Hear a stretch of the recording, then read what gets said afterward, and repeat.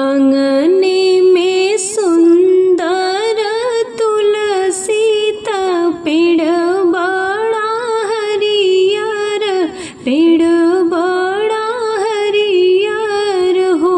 तुलसी मैया जाऊ मोरे हुई है लालन माता पियरी मांगऊ बई हो, तोह के चढ़ऊ बई हो।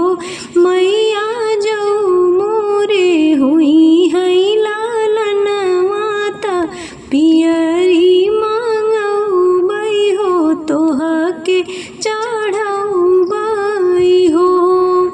बोलै के सासू जी के ननद बोली बैठिनी, ननद बोली बैठिनी हो। भौजी नैहर से पियरी मांगायु, तब तुलसा के चढ़ायु, तब तुलसा के चढ़ायु हो।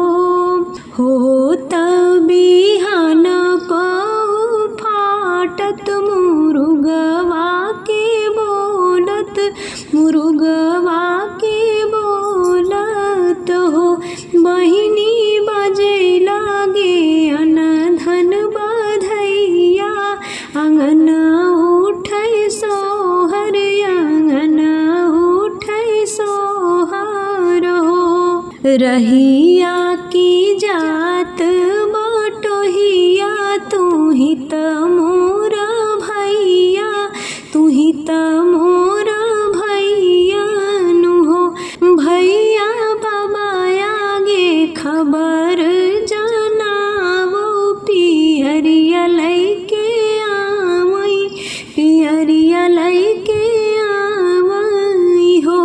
भैया बाबा आगे खबर जनावो, पियरिया लैके आवई, पियरिया लैके आवई हो।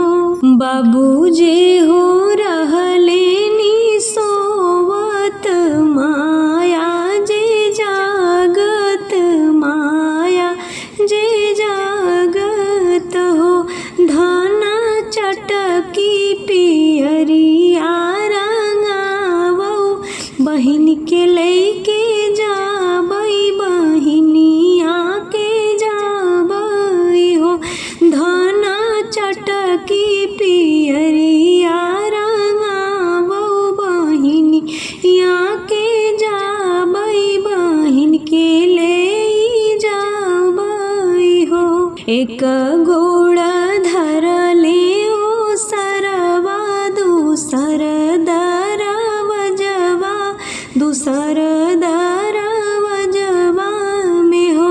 सखिया तीसर गोड़ धैले आंगनवा, बहिनिया बोलावई, बहिनिया से बात पूछै, बहिनिया से बात पूछै हो।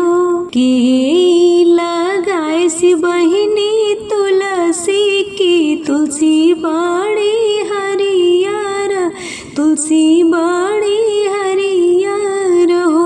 बहिनी के कर हउवे लालन माया, आंगनवा में खेलै, आंगन बीच खेलै हो। बहिनी के कर हउवे लालनवा, आंगनवा में खेलै, आंगन बीच खेलै हो।